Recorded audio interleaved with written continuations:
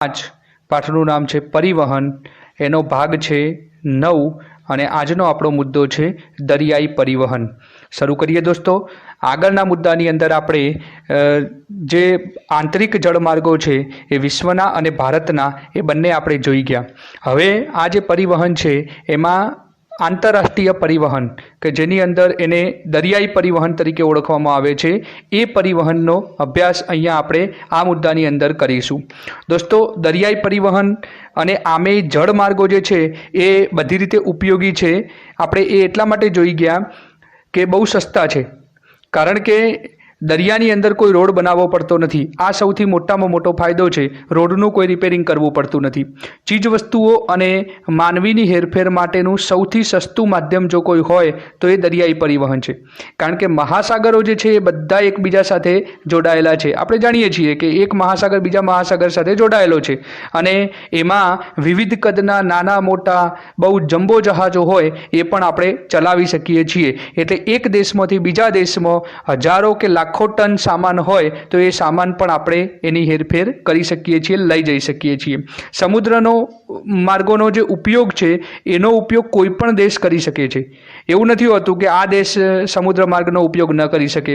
દરેક દેશ સમુદ્ર માર્ગોનો ઉપયોગ કરી અને યોગ્ય માલ સામાન લઈ જઈ શકે છે।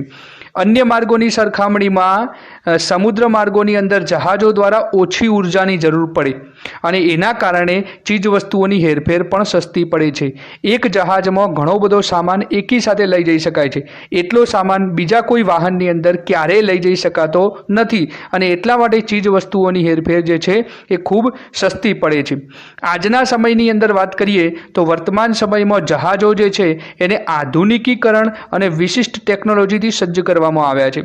એટલે કે જીપીએસ સિસ્ટમથી સજ્જ કરવામાં આવ્યા છે, મોબાઈલ નેટવર્કોથી સજ્જ કરવામાં આવ્યા છે, અલગ અલગ પ્રકારના સિક્યોરિટીના સાધનોથી સજ્જ કરવામાં આવ્યા છે કે જેથી કરીને અમુક પ્રકારના કોઈ તોફાનો આવે અથવા કોઈ મુશ્કેલી આવે તો એની અંદરથી પણ એ બચી શકે અને સામાન જે છે એને નુકસાન ન થાય એવા પ્રકારની ટેકનોલોજી વડે આજના જહાજોને સજ્જ કરવામાં આવ્યા છે કે જેના કારણે જે જહાજો ડૂબી જવાના પ્રશ્નો થતા હતા અથવા બીજી કેટલીક સમસ્યાઓના પ્રશ્નો થતા હતા તો એનાથી પણ હવે આજના જહાજો નિવારી શકાય છે। જેની અંદર જે સુવિધાઓ છે એમાં રડારની સુવિધા, પછી વાયરલેસની સુવિધા, દૂર સંવેદન પ્રણાલી, નૌકાયન પ્રણાલી વગેરે ઉપકરણોથી એને સુસજ્જિત કરવામાં આવ્યા છે કે જેથી જહાજો જે ભટકી જતા હતા એ પણ આજે એવું બનતું નથી। આગળ જોઈએ તો ઉત્તર એટલાન્ટિક માર્ગ। અહીંયા આપણે આ મુદ્દાની અંદર જે દરિયાઈ પરિવહન છે એ દરિયાઈ પરિવહનની અંદર વિશ્વમાં કેટલાક માર્ગો જે છે જે આંતરરાષ્ટ્રીય માર્ગો છે એના વિશે અહીંયા આપણે કેટલાક ભણવાના છે।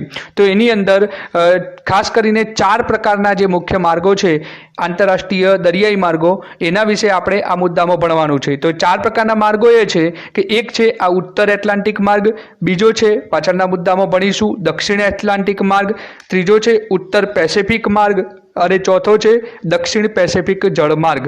તો આ 4 પ્રકારના જે જળમાર્ગ છે એ દરિયાઈ જળમાર્ગ છે, એના વિશે આપણે અહીંયા ભણીએ। તો ઉત્તર એટલાન્ટિક જળમાર્ગ જે છે એ એટલાન્ટિક મહાસાગરના ઉત્તર ભાગની અંદર આ જળમાર્ગ છે। એની બંને બાજુ કયા કયા વિસ્તારો આવેલા છે? તો એક બાજુ યુરોપ આવેલો છે અને એક બાજુ અમેરિકા અને કેનેડાના દેશો આવેલા છે, એટલે કે ઉત્તર અમેરિકા ખંડ આવેલો છે। હવે કેનેડા, યુએસએ અને પશ્ચિમ યુરોપનો વિસ્તાર એ સાથે આ માર્ગ દ્વારા જોડાય છે અને ખૂબ મહત્વનો અને સૌથી વ્યસ્ત જળમાર્ગ તરીકે ઓળખાય છે, કારણ કે એક બાજુ કેનેડા અને યુએસએ કે જે વિકસિત દેશો છે એની સામેની સાઈડ પશ્ચિમ યુરોપના બધા દેશો, ઇંગ્લેન્ડ, ફ્રાન્સ ને બધા, તો એ દેશો પણ ખૂબ વિકસિત દેશો છે। એટલે એ બંનેની વચ્ચે ખૂબ વધારે પ્રમાણમાં વ્યાપાર થાય છે અને એના કારણે એ માર્ગ જે છે એ ખૂબ વ્યસ્ત જળમાર્ગ તરીકે ઓળખાય છે। પશ્ચિમ યુરોપની અંદર આવેલા બંદરોમાં ખાસ જોઈએ તો London, Liverpool, ગ્લાક્સો, Manchester, Hampton, Rotterdam, Hamburg, Lisbon અને બીમેન આટલા બંદરો જે છે એ પશ્ચિમ યુરોપ સાઈડ એટલાન્ટિક મહાસાગરના કિનારે આવેલા બંદરો છે કે જે ભરચક બંદરો છે અને આ બંદરો દ્વારા આંતરરાષ્ટ્રીય વેપાર થતો હોય છે। એની સામેની સાઈડ જોઈએ તો ઉત્તર અમેરિકા ખંડ જે છે એના પૂર્વ કિનારે ક્યુબેક બંદર, હેલિફેક્સ બંદર, ન્યુયોર્ક, બોસ્ટન, પોર્ટલેન્ડ, ફિલાડેલ્ફિયા આટલા બંદરો જે છે એ મુખ્ય છે। બીજા બંદરો પણ છે નાના, પણ આટલા બંદરો મુખ્ય છે કે જે ઉત્તર અમેરિકા ખંડના પૂર્વ કિનારે એટલે કે એટલાન્ટિક મહાસાગરના પશ્ચિમ બાજુ જે છે એ આ બંદરો આવેલા છે. અને આ માર્ગ જે છે ઉત્તર એટલાન્ટિક માર્ગ, એના દ્વારા કપડાનો વેપાર થાય છે, રસાયણોનો વેપાર થાય છે, યંત્રો, પોલાદ, રાસાયણિક ખાતરો વગેરે કેનેડા અને યુએસએમાં નિકાસ થાય છે. કેનેડા અને યુએસએમાં નિકાસ થાય છે એટલે આ બધી જે વસ્તુઓ છે એ વસ્તુઓ યુરોપના દેશોમાંથી કેનેડા અને યુએસએના દેશોમાં આવે છે. એની સામે કેનેડા અને યુએસએથી યુરોપ સાઈડ જે જહાજો પાછા ફરતા જાય એ પાછા ફરતા જહાજોની અંદર ઘઉં, લાકડાનો માવો, તાંબુ અને લોખંડ તથા પોલાદ જે છે એ યુરોપમાં જાય છે, એટલે યુરોપમાં લાવે છે. એટલે આપણે એમ કહીએ કે યુરોપમાંથી અમેરિકા તરફ કઈ કઈ વસ્તુઓ જાય છે, તો એમાં કહી શકીએ કે કપડાં, રસાયણો, યંત્રો, પોલાદ, રાસાયણિક ખાતરો. અને અમેરિકા તરફથી યુરોપ તરફ કઈ કઈ વસ્તુઓનો વેપાર થાય છે, તો ઘઉં, લાકડાનો માવો, તાંબુ, લોખંડ અને પોલાદ, આટલી વસ્તુઓનો વેપાર થાય છે. જોઈએ દોસ્તો, નકશાની અંદર તમને અહીંયા સમજાવું કે જેથી તમને વધુ સમજણ પડશે. દોસ્તો, અહીંયા આપણે આ પૃથ્વીનો ગોળો છે એ હું તમને વ્યવસ્થિત રીતે સમજાવું તો તમને ખ્યાલ આવશે. અહીંયા આની અંદર તમે જુઓ દોસ્તો કે આ છે આખો છે ને એ આ એસ જેવો આકાર છે જે બ્લુ રંગની અંદર દેખાય છે, એ એટલાન્ટિક મહાસાગર છે. અહીંયા તમે જોઈ શકો છો કે આ જે દેશ છે, ખંડ આખો છે ઉત્તર અમેરિકા ખંડ છે. આ જે ભાગ જે તમને દેખાય છે આટલો, આ બધો જે છે એ યુરોપ ખંડ છે. હવે અહીંયા જે આ પેસિફિક આપણે ઉત્તર એટલાન્ટિક માર્ગની વાત કરીએ છીએ, એટલે અહીંયાથી વિષુવવૃત્ત પસાર થતું હોય તો આ ઉપરનો જે ભાગ છે આ બધો જે ભાગ છે આ ઉત્તર એટલાન્ટિક માર્ગ તરીકે ઓળખાય છે, કારણ કે આ એટલાન્ટિક મહાસાગરનો ઉત્તર ભાગ છે. હવે અહીંયા આ અમેરિકાના આ બધા ખૂણાના અહીંયાથી આમ વેપાર થતો હોય છે. આ રીતે આ બધા જે દેશો છે, આ ઇંગ્લેન્ડ છે દોસ્તો, એટલે આ રીતે અહીંયા આ રીતે આ જહાજો આમથી આમ જતા હોય અને આમથી જહાજો જે છે આમ આવતા હોય. આ રીતે અહીંયાથી આ દેશોનો જે વેપાર છે એ ચાલ્યા કરે છે. તો આ વેપારને આપણે ઉત્તર એટલાન્ટિક માર્ગ દ્વારા થતો વેપાર કહી શકીએ. એટલે આમથી તેમ જહાજો એકબીજાના જતા હોય અને આયાત નિકાસ થતી હોય છે. તો આ જે છે આપણે ઉત્તર એટલાન્ટિક જળમાર્ગ છે એમ આપણે કહી શકીશું. આગળ જોઈએ દોસ્તો, ભૂમધ્ય સાગર અને હિન્દ મહાસાગર જે છે એનો માર્ગ. ભૂમધ્ય સાગર અને હિન્દ મહાસાગરનો માર્ગ આગળ આપણે નકશામાં સમજીશું. એ જે માર્ગ છે એના દ્વારા યુરોપના દેશો જે છે એ યુરોપના ઔદ્યોગિક વિકાસ પામેલા દેશો, પછી ભૂમધ્ય સાગર અને રાતા સમુદ્ર અને પૂર્વ આફ્રિકાના જે દેશો, દક્ષિણ એશિયાના દેશો, દક્ષિણ પૂર્વ એશિયાના દેશોથી જોડાયેલા છે. એટલે આપણે એમ કહીએ કે દક્ષિણ એશિયાના જે દેશો છે અને દક્ષિણ પૂર્વ એશિયાના જે દેશો છે એ દેશો યુરોપ સાથે જોડાવવું હોય અથવા તો આફ્રિકાના પૂર્વ દેશો ભાગ સાથે જોડાવવું હોય તો આ માર્ગ જે છે એ અગત્યનો છે. કયો માર્ગ? તો ભૂમધ્ય સાગર અને હિન્દ મહાસાગરનો માર્ગ. અહીંયા જે છે એ યુરોપથી એશિયા સુધીનો અને ઓસ્ટ્રેલિયા તરફનો જે હેરફેર છે એ દરિયાઈ હેરફેર આ માર્ગ દ્વારા થાય છે. એટલે ઓસ્ટ્રેલિયા અને દક્ષિણ એશિયા એનાથી માંડી અને છેક યુરોપ સુધીનો વેપાર આ માર્ગ દ્વારા થતો હોય છે. આ કયો માર્ગ છે? ભૂમધ્ય સાગર અને હિન્દ મહાસાગરનો માર્ગ. આ માર્ગ જે છે એની અંદર આવતા મહત્વના બંદરોમાં જોઈએ તો એડન બંદર, મુંબઈ બંદર, કોચી, કોલંબો, સિંગાપુર આ મહત્વના બંદરો છે. સમુદ્ર કે મહાસાગરો જે હોય એને જોડી અને વચ્ચે ધારો કે ક્યાંક કોઈક જમીન આવતી હોય તો એને જોડતો જે માનવ નિર્મિત જળ સ્વરૂપ જે છે એને આપણે નહેર કહીએ છીએ, કે જેમાં બે ભાગ દરિયાના હોય અને વચ્ચે જમીન હોય તો એ જમીનના ભાગને કાપી અને ત્યાં નહેર બનાવી દેવાની, અને એ રીતે નહેર બનાવીએ તો એ જે માનવ નિર્મિત નહેર કહેવાય. એ જે જળ સ્વરૂપ છે એને નહેર તરીકે ઓળખીએ કે જેથી કરીને વાહનો આમથી તેમ જઈ શકે. એ રીતે અહીંયા એક સુએઝ નહેર પણ બનાવવામાં આવી છે. આગળનો મુદ્દો છે આપણે જોઈએ. અહીંયા પહેલા આની અંદર તમે સમજી લો દોસ્તો કે આ જે માર્ગની આપણે હાલ વાત કરી એ માર્ગ અહીંયા આ પ્રમાણે છે. આ યુરોપનો વિસ્તાર છે, આ યુરોપના દેશો છે. સમજો આ યુરોપના દેશો છે અને આ દેશો જે છે, આ બધા દેશો આટલા જે છે એ દક્ષિણ એશિયાના દેશો આપણે કહી શકીએ. આ જે છે એ પૂર્વ દક્ષિણ એશિયાના દેશો કહી શકીએ.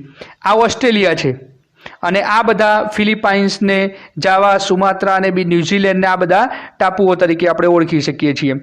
આ જે છે એ આફ્રિકા છે, એટલે આફ્રિકાના આ પૂર્વ દેશો સાથે આ વેપાર થઈ શકે. હવે વેપાર કેવી રીતે થાય છે?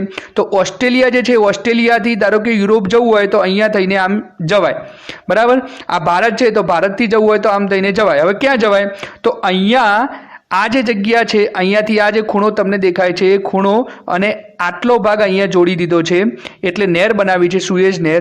ત્યાંથી આ ભૂમધ્ય સમુદ્ર આવ્યો અને એમાં થઈને છેક આ દેશો સાથેનો વ્યાપાર કરી શકાય છે. એટલે ઓસ્ટ્રેલિયાને જવું હોય તો ઓસ્ટ્રેલિયા આમ થઈને આમ થઈને આમ થઈને આમ જઈ શકે અને આ બધા દેશો સાથેનો વ્યાપાર કરી શકે. એ જ રીતે ભારતને જવું હોય તો ભારત પણ આમ થઈને આમ થઈને આમ જાય.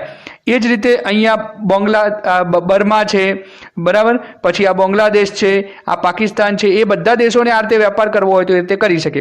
એ જ રીતે ઓસ્ટ્રેલિયા છે એને આફ્રિકાના દેશો સાથે વેપાર કરવો હોય તો આ રીતે વેપાર કરી શકે. ભારત છે એને આફ્રિકાના દેશો સાથે વેપાર કરવો હોય તો આ રીતે કરી શકે. તો આ રીતે આ જે ટાપુઓ છે એને આફ્રિકા સાથે વેપાર કરવો હોય તો અહીંયા થઈને કરી શકે. તો આ રીતે આ જે છે એ કયો માર્ગ છે? ભૂમધ્ય સાગર અને હિન્દ મહાસાગરનો માર્ગ. આ વિસ્તાર જે છે, આ જગ્યા જે વચ્ચે દેખાય છે એ ભૂમધ્ય સાગરની છે અને આ જે છે એ હિન્દ મહાસાગર છે. એટલે આ બંને ભાગો જે છે એ આપણે જોઈ શકીએ છીએ. હવે આગળ જોઈએ, સુએઝ નહેરની વાત કરીએ. મેં તમને સુએઝ નહેરની થોડીક વાત તો કરી દીધી, આગળ નકશામાં બતાવી દીધું. હવે ભૂમધ્ય સમુદ્ર અને રાતો સમુદ્ર એ બંનેને જોડવા માટે આ નહેર બનાવવામાં આવી છે. આ નહેર જે છે એ કોણે બનાવી? તો ફ્રેન્ચ એન્જિનિયર ફર્ડિનાન્ડ દ લેસેપ્સ, એમણે આ જે છે એ નહેર બનાવી છે. એટલે આ નહેર બનાવવાનું શ્રેય ફ્રેન્ચ એન્જિનિયર ફર્ડિનાન્ડ દ લેસેપ્સના ફાળે જાય છે. 1869ની અંદર આ નહેર છે એ પૂર્ણ થઈ. આ નહેર જ્યારે શરૂ થઈ એટલે એનાથી ફાયદો શું થયો? તો પશ્ચિમ યુરોપ અને દક્ષિણ પૂર્વ એશિયા આ બંને દેશો વચ્ચેનું અંતર જે છે એ ઘટી લગભગ અડધું થઈ ગયું.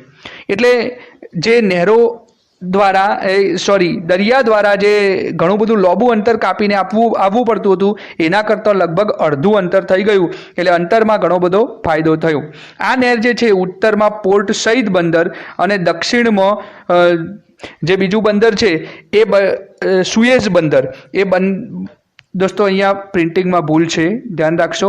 અહીંયા સુએઝ બંદર છે, આ સુએઝ, તો સુએઝ બંદર છે એટલે પોર્ટ સઈદ બંદર અને સુએઝ બંદરને અહીંયા જોડે છે. નકશાની અંદર એને સમજીએ દોસ્તો. તો જુઓ, આ આપણું મુંબઈ બંદર છે અને આ લંડન બંદર છે. હવે અહીંયાથી લંડનથી મુંબઈ આવવું હોય તો એના માટે પહેલાં જે માર્ગ હતો એ આ હતો. અહીંયાથી આમ થઈ અને આફ્રિકાના છેક દક્ષિણ કિનારે થઈને આમ ફરી અને આમ થઈને આમ વાસ્કો દ ગામા ભારતની અંદર આ માર્ગે આવેલો. હવે આ કેટલું અંતર થયું દોસ્તો? નકશાની અંદર તમે જોઈ શકો છો. એના કરતો ફાયદો એ થયો કે હવે અહીંયા આ છે ને, આ રાતો સમુદ્ર છે, તમને વાદળી રંગનો દેખાય છે બ્લુ રંગમાં. એટલે અહીંયાથી જહાજ જે છે આટલા સુધી તો જતું જ આમે, બરાબર, પણ આટલો ભાગ વચ્ચે જે હતો આટલો ભાગ એ ભાગની અંદર જમીન છે અને પછી આ બધો ભાગ આવ્યો ભૂમધ્ય સમુદ્રનો. આ બધો ભાગ ભૂમધ્ય સમુદ્ર આવ્યો. એટલે ભૂમધ્ય સમુદ્ર, ત્યાં તો દરિયો છે જ, અહીંયા રાતો સમુદ્ર છે એટલે અહીંયા પણ દરિયો છે. ફક્ત પ્રશ્ન શું હતો કે આ વચ્ચેનો જે ભાગ હતો એ જમીન હતી. એટલે રાતા સમુદ્રમાંથી ભૂમધ્ય સમુદ્રમાં જહાજ લઈને જઈ શકાય નહીં. એટલે પછી બધા દેશોએ ભેગા મળીને શું કર્યું? તો અહીંયા નહેર બનાવી દીધી. આ ભાગ કાપી, આટલાથી આમ કરીને આમ કાપી અને નહેર બનાવી દીધી. એટલે જહાજ જે છે એ અહીંયાથી પ્રવેશ કરે રાતા સમુદ્રમાં થઈને અહીંયા નહેરમાં થઈ અને પછી અહીંયા ભૂમધ્ય સમુદ્રમાં થઈને આ બધા દેશો પાસે જઈ શકે. એટલે બધા દેશોમાં અહીંયા વેપાર થાય. એટલે દોસ્તો આના કારણે શું થયું તમે વિચારી શકો કે અહીંયા લંડનથી આ કેટલું અંતર છે, આ કેટલું અંતર થાય અને આ ફરીને જઈએ નીચે થઈને તો એ કેટલું અંતર થાય. તો આ બેના કારણે એ ફાયદો જે સુએઝ નહેર બની એના કારણે અંતરમાં ઘણો બધો ફાયદો થયો એમ આપણે કહી શકીએ છીએ. હવે બીજો એક માર્ગ છે કેપ ઓફ ગુડ હોપ માર્ગ. હવે આ કેપ ઓફ ગુડ હોપ માર્ગ જે છે ને મેં તમને આગળ નકશામાં બતાવ્યો, પણ એનું નામ નહોતું દીધું. હવે આગળના નકશાની અંદર આપણે આના વિશે સમજીશું. હવે કેપ ઓફ ગુડ હોપ માર્ગ જે છે એ સુએઝ નહેર જે બની એના પહેલાંનો માર્ગ હતો, કે જે માર્ગ દ્વારા ભારત અને દક્ષિણ એશિયાના દેશો સાથે યુરોપનો વ્યાપાર ચાલતો હતો.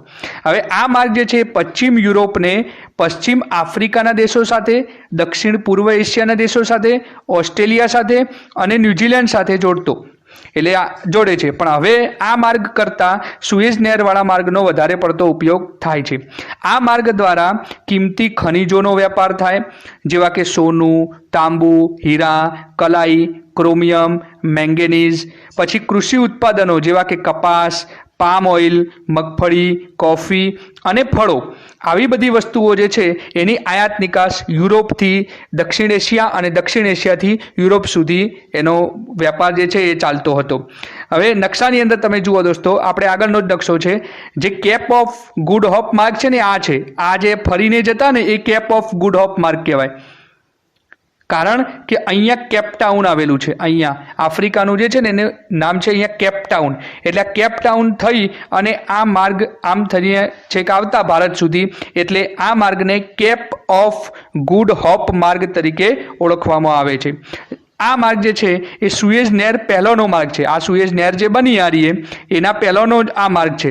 અહીંયા સુએઝ નહેર આટલામાં બનાવવામાં આવી છે, એટલે એના પહેલાં આ માર્ગ વપરાતો, પણ અત્યારે હાલ સુએઝ નહેરનો માર્ગ છે એ વધારે પ્રમાણમાં વપરાય છે. હવે દક્ષિણ એટલાન્ટિક માર્ગ વિશે ચર્ચા કરીએ. આપણે ઉત્તર એટલાન્ટિક માર્ગની આ બધી વાત કરી, પછી સુએઝ નહેરની વાત કરી, કેપ ઓફ ગુડ હોપ માર્ગની વાત કરી, ભૂમધ્ય સાગર અને હિન્દ મહાસાગરનો જે માર્ગ જોયો એના વિશેની વાત કરી. હવે દક્ષિણ એટલાન્ટિક માર્ગ વિશે વાત કરીએ. દક્ષિણ એટલાન્ટિક એટલે એટલાન્ટિક મહાસાગરના દક્ષિણ ભાગની વાત. હવે એમાં આપણને ખબર છે કે પશ્ચિમ યુરોપ, પશ્ચિમ આફ્રિકાના દેશો સાથે એનો વેપાર થતો હોય અને દક્ષિણ અમેરિકા સાથે વેપાર થતો હોય. એટલે ખાસ કરીને આફ્રિકાના દેશો જે છે એને બ્રાઝિલ, આર્જેન્ટિના અને ઉરુગ્વાના બંદરો સાથે જોડે. હવે આ બ્રાઝિલ જે છે એ આર્જેન્ટિના અને ઉરુગ્વે આ કયા ખંડના દેશો છે? દક્ષિણ અમેરિકા ખંડના દેશો છે. એટલે દક્ષિણ અમેરિકાને પશ્ચિમ યુરોપ સાથે અને આફ્રિકાના દેશો સાથે જોડે આ માર્ગ દક્ષિણ એટલાન્ટિક માર્ગ છે. આ માર્ગ જે છે એ ખાસ વિશેષ મહત્વ ધરાવતો નથી. કેમ નથી મહત્વ ધરાવતો? કારણ કે આફ્રિકાના દેશો સાથે જોડે. હવે સ્વાભાવિક છે કે આફ્રિકાના દેશો છે એ દેશો બહુ એટલા બધા સક્ષમ નથી, એટલે એ દેશોની અંદર વસ્તી પણ ઓછી છે, એટલે વેપાર પણ ઓછો થાય. એની સામે આ બાજુ દક્ષિણ અમેરિકાના જે દેશો છે એના કિનારા પર આવેલા દેશો પણ ઓછી જનસંખ્યા ધરાવે છે, પાંખી જનસંખ્યા ધરાવે છે, એટલે કે ઓછી જનસંખ્યા ધરાવે છે, એટલે વેપાર પણ ઓછા પ્રમાણમાં થાય. એટલે આ જળમાર્ગ બહુ એટલો બધો ઉપયોગી નથી. પણ એટલે આર્થિક દ્રષ્ટિએ પણ એ દેશો વધુ વિકસેલા નથી. ફક્ત વેપાર આ માર્ગ ઉપર ક્યાં થાય? તો એક તો દક્ષિણ પૂર્વ બ્રાઝિલ અને દક્ષિણ આફ્રિકાના કેટલાક ક્ષેત્રો જે છે એમાં જ ખાસ કરીને અહીંયા ઔદ્યોગિક વિકાસ થયો છે, એટલે ત્યાં આ માર્ગ દ્વારા વેપાર થતો હોય છે. નકશાની અંદર તમે જુઓ એટલે તમને ખ્યાલ આવશે દોસ્તો. આ માર્ગ જે છે અહીંયા તમને હું બતાવું નકશાની અંદર. અહીંયા જુઓ કે આટલાથી આ જે નીચેનો માર્ગ છે આ દક્ષિણ એટલાન્ટિક માર્ગ કહેવાય. હવે અહીંયા આ દક્ષિણ અમેરિકા છે, તમે જોઈ શકો છો. આ છે આફ્રિકા છે, આફ્રિકા ખંડ છે. હવે આનો વેપાર આમથી થાય. હવે અહીંયા બ્રાઝિલ દેશ છે બહુ મોટો, અને અહીંયા આર્જેન્ટિના પણ છે. તો અહીંયાથી આમ વેપાર થાય, આ રીતે વેપાર થતો હોય. પણ આ માર્ગમાં આ બધા દેશો જે છે, આ વિસ્તારમાં જે દેશો આવેલા એ દેશો એટલા બધા સક્ષમ નથી કે જેના કારણે બહુ વેપાર થતો હોય. ફક્ત સારો વેપાર ક્યાં થાય? તો અહીંયા એક દક્ષિણ આફ્રિકા દેશ આવેલો છે જેને આપણે સાઉથ આફ્રિકા કહીએ છીએ, અને અહીંયા જે છે એ બ્રાઝિલ આવેલો છે. એટલે આ બ્રાઝિલથી આ સાઉથ આફ્રિકા સુધીનો વેપાર અને અહીંયા સાઉથ આફ્રિકાથી બ્રાઝિલ સુધીનો વેપાર, એ વેપાર એકલો થાય છે. બીજો કયો વેપાર થાય છે? તો અહીંયા આ દેશો જે છે એ દેશોથી આમથી આમ યુરોપ સુધીનો, આ પશ્ચિમ યુરોપ સુધીનો જે માર્ગ છે એ ત્યાં સુધીના કેટલાક વેપાર થતો હોય છે. બીજું કે આ સાઉથ આફ્રિકા છે તો ત્યાંથી અહીંયાથી આ છેક યુરોપ સુધીનો વેપાર, તો આ પણ વેપાર થતો હોય છે. તો આ માર્ગ દ્વારા આટલો વેપાર થાય, એટલે કે આ યુરોપને આફ્રિકા સાથે જોડે છે અને દક્ષિણ અમેરિકાને યુરોપ સાથે જોડતો આ જળમાર્ગ છે. આગળ જોઈએ તો રિયો ડી જાનેરો અને કેપટાઉન એના મધ્ય પૂર્વ પશ્ચિમ માર્ગ પર વધુ વેપાર થતો નથી, કારણ કે દક્ષિણ અમેરિકા અને આફ્રિકાના દેશો પાસે સમાન સંસાધનો અને ઉત્પાદનો છે. ખાસ કરીને આપણે જોયું કે એમાં રિયો ડી જાનેરો અને કેપટાઉનનો જે વિસ્તાર છે એ વિસ્તારમાં બંને બાજુ સરખા ઉત્પાદનો મળે છે, સંસાધનો પણ એટલા કુદરતી રીતે બંને બાજુ સરખા છે, જેના કારણે ત્યાં વેપાર જે છે એ વેપાર પણ ઘણો ઓછો થતો હોય છે.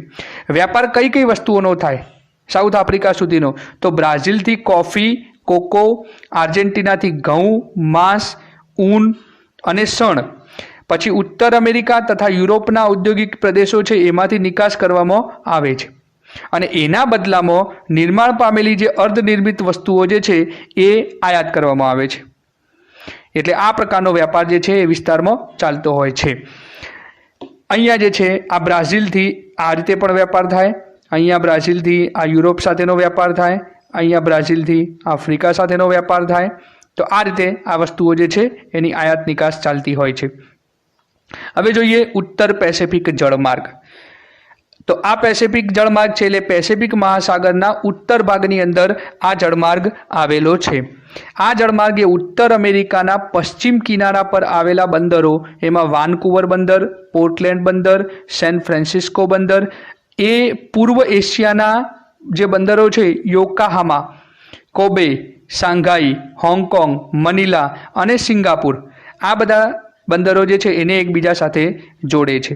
ઉત્તર પેસિફિક મહાસાગરની વચ્ચેથી પસાર થઈ અને ઘણા જળમાર્ગો જે પસાર થાય એ બધા જળમાર્ગો હોનોલુલુ જે છે વચ્ચે આવેલું છે દરિયાની અંદર, એ સ્થળે બધા ભેગા થાય અને ત્યાંથી પાછા આગળ વધે છે. અહીંયા નકશામાં તમે જુઓ એટલે તમને ખ્યાલ આવશે, આ અમેરિકા ખંડ છે, ઉત્તર અમેરિકા ખંડ, અને આ જે છે એશિયા ખંડ છે. આપણે નકશાને સાઈડમાંથી થોડોક આમ ફેરવી લીધો છે. આપણે હમણાં જે જળમાર્ગો ભણ્યા એ જળમાર્ગો અહીંના ભણ્યા, હવે આપણે આ જળમાર્ગો ભણવાના છે.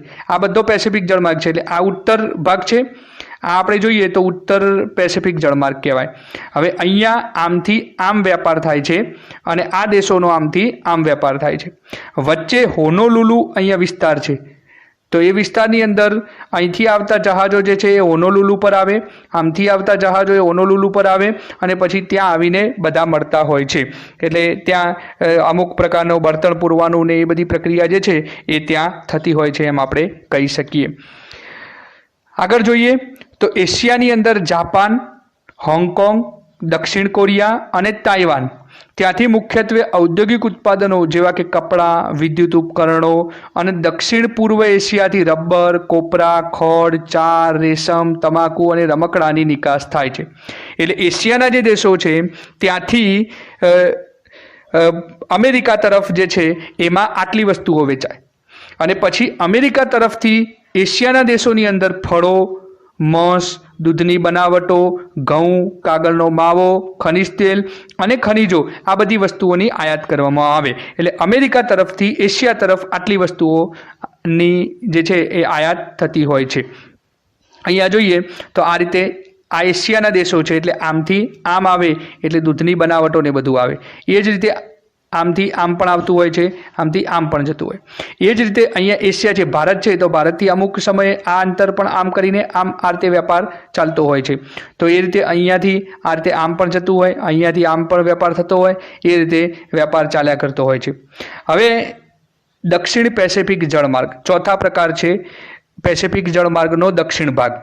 તો આ દક્ષિણ પેસિફિક જળમાર્ગ છે એ પશ્ચિમ યુરોપ અને ઉત્તર અમેરિકાને ઓસ્ટ્રેલિયા, ન્યૂઝીલેન્ડ તથા પેસિફિક મહાસાગરમાં રહેલા છૂટા છવાયા જે ટાપુઓ છે એને પનામા નહેર સાથે જોડવાનું કામ કરે છે. પનામા નહેર કે જેના વિશે આપણે આગળ ભણીશું, સુએઝ નહેરના જેવી બીજી એક નહેર બનાવેલી છે અને એ પનામા નહેર સાથે આ બધા દેશો જે છે એને જોડવાનું કામ અહીંયાથી થતું હોય છે. આ માર્ગ દ્વારા જહાજ જે છે એ છેક હોંગકોંગ, ફિલિપાઇન્સ અને ઇન્ડોનેશિયા સુધી જઈ શકે છે.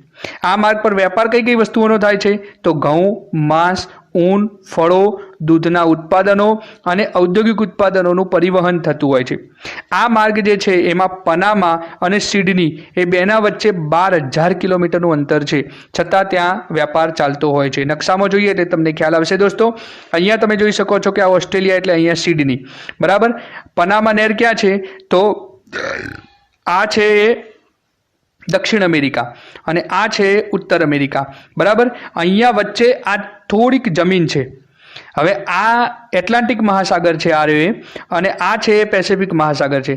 હવે જ્યારે એટલાન્ટિક મહાસાગરમાંથી પેસિફિક મહાસાગરમાં આવવું હોય તો રસ્તો એનો આમ થઈને આમ જહાજમાં આવવું પડે, પણ અહીંયા નહેર બનાવી દીધી આ રીતે. જે પનામા દેશ છે એ પનામા દેશની જમીન હતી અને એ જમીનની અંદર અહીંયા નહેર બનાવી, એટલે હવે એવું બને કે એટલાન્ટિક મહાસાગરમાંથી આમ થઈને જહાજને આમ આવવું હોય તો પનામા નહેરમાં થઈને આવી શકે. એ જ રીતે અહીંયાથી પનામા નહેરમાં થઈને પેસિફિક મહાસાગરમાંથી એટલાન્ટિક મહાસાગરમાં જવું હોય તો એ રીતે જઈ શકાય. એટલે આનાથી ફાયદો એ થયો કે છેક અહીંયા આ યુરોપ જે છે, આ યુરોપ છે, તો યુરોપના દેશોને વેપાર કરવા માટે ઓસ્ટ્રેલિયા જવું હોય તો યુરોપથી ઓસ્ટ્રેલિયા આ પનામા નહેરમાં થઈ અને સીધા ઓસ્ટ્રેલિયા સુધીનો વેપાર થઈ શકે. આ પનામા જે છે, પનામાથી અહીંયા ઓસ્ટ્રેલિયાના સિડની સુધીનું અંતર 12,000 કિલોમીટર છે, પણ એ વેપાર ચાલતો હોય છે. અહીંયા અમેરિકા છે તો અમેરિકાનો વેપાર પણ ઓસ્ટ્રેલિયા સાથે ચાલતો હોય છે. સાથે સાથે આ નાના નાના જે ટાપુઓની અહીંયા વાત કરી તો નાના નાના ટાપુઓનો વેપાર પણ